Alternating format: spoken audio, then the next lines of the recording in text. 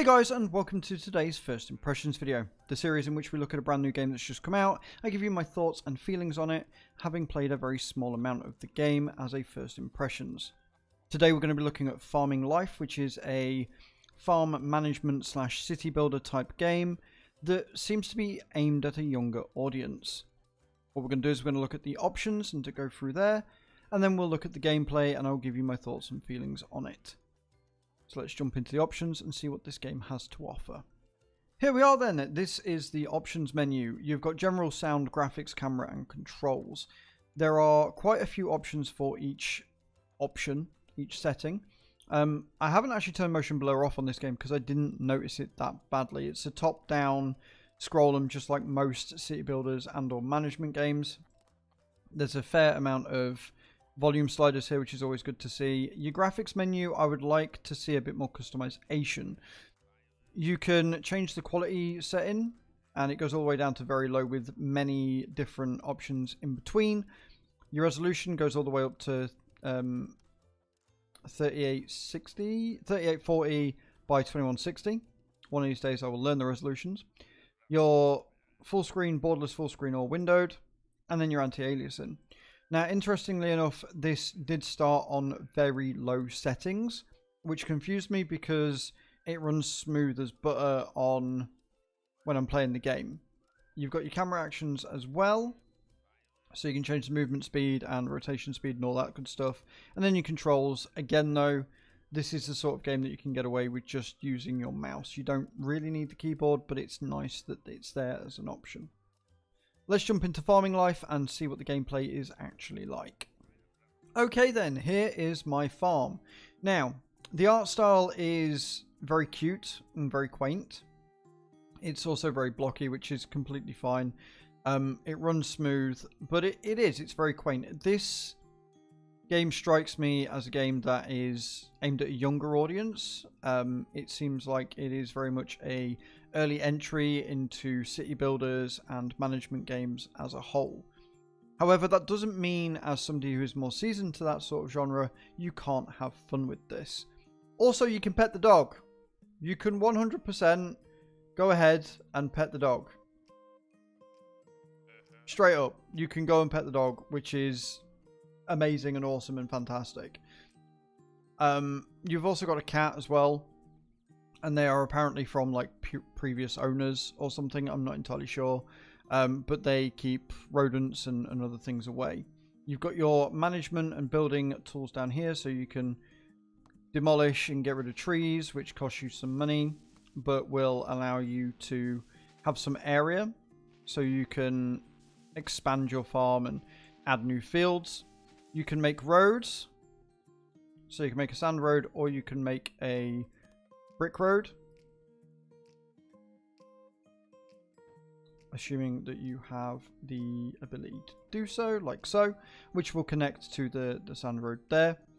And you need to do that with your crops and your animal areas and stuff in order for you to actually be able to go in and get the things, which is, again, very similar to a lot of other sort of city builders and stuff. You've got your town area, which is where you do all of your management side of things. So you can go to the mayor's office, for example, and take up quests and missions. And you can also buy new areas once you've got enough esteem and money to do so. And you do that by completing your mayor tasks. You've got your trade center, which is where you take all of your harvests and crops. You've got your employment agency if you decide that you need to employ more people to look after your farm. Your parts shop, which is what you're going to need if you start buying vehicles and things. Your vehicle shop, a place to store your vehicles and things, and then your wholesale, which is later on. So there's quite a huge option here. Like, you can also send it back to the farm, which is very good. You can put plants and bushes and things down and new crops, and then you can build areas as well. You've got your silo, which is what you use to store all your stuff. You've got your granary as well for any of your harvest. Your grass dryer, so if you start getting bigger animals like crops and things like that. Cows. Words are hard. And then you've got like a simple shed as well. So you've got your different things. You've got decorations here, your outbuildings, so you can have a garden area, croft area for animals, carrot feeder, corn feeder, etc. And then you've got your animals that you can get in as well. So the sheep pen can make a nice little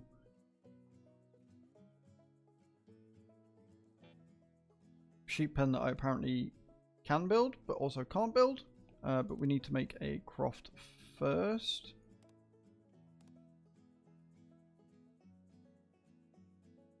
Like so. And then you get your sheep's pen. When I find it. There it is. Now, the way that you turn things is quite interesting in the game. You have to hold your left mouse button down in order to turn it. And it's a bit finicky. It's not very smooth. It'll either turn quite freely or it won't turn at all. And it can be a bit awkward. So it's worth bearing in mind when you're doing that. We want feeders, don't we? Where are the feeders gone? We want a grass feeder. If we're putting sheep in there you go. Sorted. So we can now do that, and then we've just got to buy our animals, he says. If I can remember how. I can't remember where I get my things from. It is in tutorial. So you can go in, and if you do forget, like I just did, you can look at where you can go to buy your animals and stuff like that. That's quite annoying. So again, like it does have everything. Like I can see you building a fairly decent farm with this and having a huge amount of fun with it. It is not really like it's aimed at a younger or a newer audience. It's a very good entry level sort of game for this sort of thing. The art style is very much geared towards that. The game is very simple to do. The tutorial is very good. You've got mail and stuff. Like, I like it. I can see myself enjoying a game like this. If you are more used to, you know, more advanced city builders with much more complex systems and things like Nebuchadnezzar or Infraspace, which I recently covered, or SimCities, or, you know, city skylines, etc., then this probably won't interest you as much. It's not to say you can't have fun with it. It's just that it's going to be a much more simple game to do. You know, it's a lot easier to manage.